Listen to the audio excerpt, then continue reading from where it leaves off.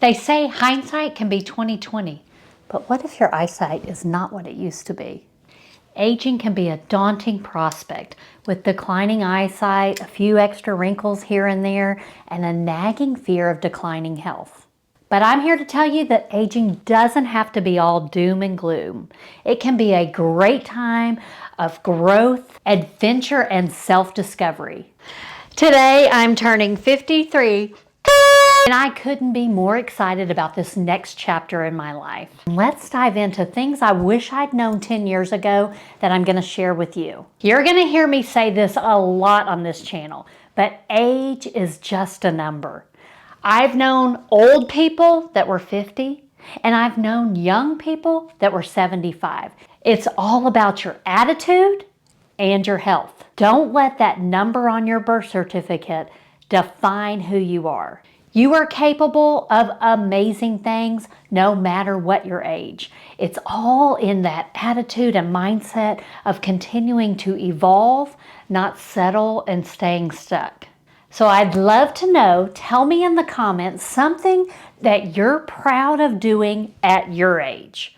I'll go first. I ran a 10K for the first time when I turned 50, and in this past year, I ran a 10K again, and I would have never thought I would have done that. Now, this next tip, you're also going to hear a lot on this channel, and that is to learn to love real food.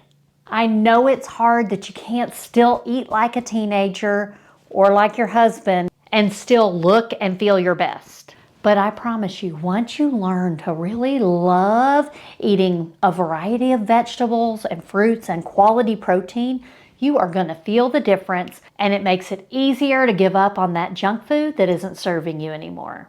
As you dial in your nutrition, you're going to start noticing symptoms and the way your body talks to you. And this next tip is to trust your gut. Doctors are great, but they don't know everything. Don't be afraid to question your doctor and get a second opinion if you don't like the answers they're giving you. You do not have to accept symptoms just because you're aging. You need a doctor that's going to help you age stronger and healthier and not just accept the standard way of aging. You know your body better than anyone else, so trust your instincts. Most doctors have very little training in nutrition and even menopause. Save yourself a lot of struggles down the road by finding a menopause specialist, by going to menopause.org, and keep learning about how to improve your gut health. What's on the end of your fork matters a ton, but also what kind of muscle and strength you have also matters as you age.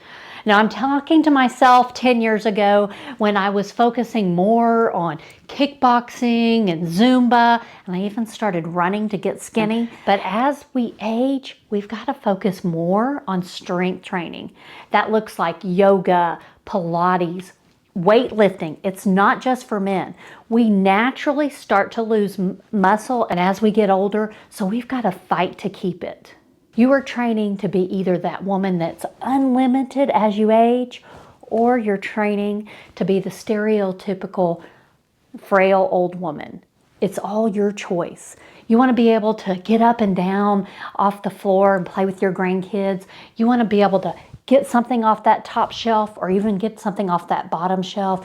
You want to be able to walk wherever you want to go. You don't want to be stuck on the sidelines, and building that strength is going to help keep you there. You want to keep fighting for that strength and stamina, be able to do the things that you want to do. Now, another tip that I would give my younger self that I thought I understood, but I didn't really. You hear whispers of it from your older female relatives, but we never really got the details, and that is be prepared for menopause. Learn about it before it comes. Menopause is more than just stopping getting your period. Perimenopause can start as early as 35. I had no idea. It can cause a lot of symptoms like exhaustion, trouble sleeping, gaining extra weight despite not changing anything, anxiety. Hello, lots of people are given antidepressant or anti-anxiety medicine, and it's really perimenopause. These things can happen long before your period stops and even before you get your first hot flash. Find a doctor now that specializes in menopause, so you know you're not going crazy, it's just your hormones. And P.S., hormone therapy isn't taboo anymore. It can be a great tool in aging stronger and healthier. But you have to have the right doctor to partner with you in figuring out what's the right treatment for you. Speaking of those older relatives that have gone before us, an unfortunate part of aging is losing loved ones. So my next tip is learn from your grief. It's especially hard when you watch your relatives decline or even deal with their sudden death. But I want you to take this opportunity in your grief to learn the lessons from their life. What did they do good that you want to copy in your life? And what parts of their life did they not make the best choices that you can change your trajectory? Grief is hard, especially when our hormones are out of whack. It can hit us so hard. So prioritize self-care during that time. Learn the lessons from their lives, good and bad. I lost my great Aunt Joyce and then my dad within a year apart. They were both around Christmas time, so it hit especially hard. They were both examples to me of how to live life to the fullest. My great Aunt Joyce rode her first water slide with me when she was in her 70s. My dad learned to play the violin in his 70s. They both kept doing new things and trying things and not getting this age number, keeping them stuck from enjoying life. Learn the lessons from those that have gone before us. And the next tip is finding your voice. As we age, it can feel like we become invisible. I know for so long, I was Taylor, Lauren, and Caitlin's mom. I was Brady's wife. I was the church youth director. I was all these different roles that I forgot how to be Jenny. So start dreaming about what this next chapter looks like. I want to push you a little. If it doesn't make you a little bit nervous, give you a little bit of hesitation, then push yourself to dream a little bigger. You want to challenge yourself to push past that comfort zone.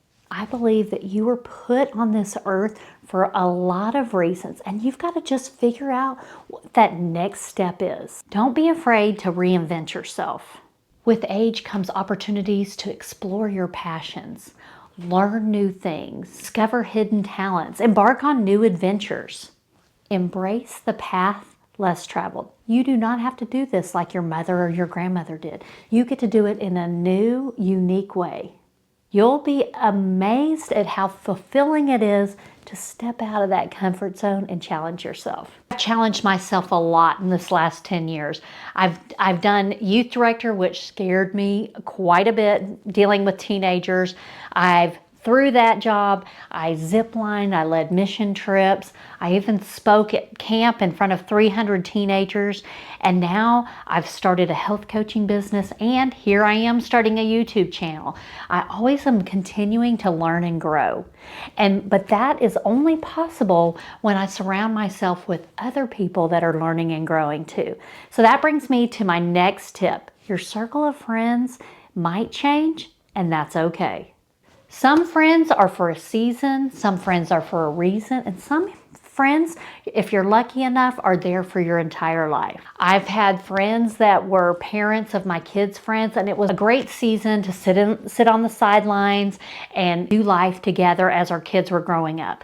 But then after graduation, we realized we didn't have as much in common and we drifted apart. That's okay. There are a few friends that will evolve with you, and what a blessing that is. I still have my best friend from college. We continue to challenge each other and grow, and it has been such a blessing. And then there's friends that you realize are content staying where they are. No offense to them, but they don't have that growth mindset that you do, and you might need to step back, not sever the relationship, but just step back a bit through your new adventures, through your new passions, your hobbies. Find friends that are on the same path as you are. Just like we told our kids, you're influenced by the people you hang around with the most. So you want ones that are going to continue to inspire and challenge you to get better with age. My next tip is nurturing your marriage. I've been married to my college sweetheart, Brady, for 30 years. And that has been quite the journey. It's not always been easy, but we've put in the work, and it's so worth it to nurture that relationship as you're raising your kids, as you're transitioning through all these hormonal changes, to stay in tune with each other. Take the date nights, have those deeper discussions, take vacations together, because once those kids are gone, and it's just the two of you, it's so much more fun if that relationship is on solid ground.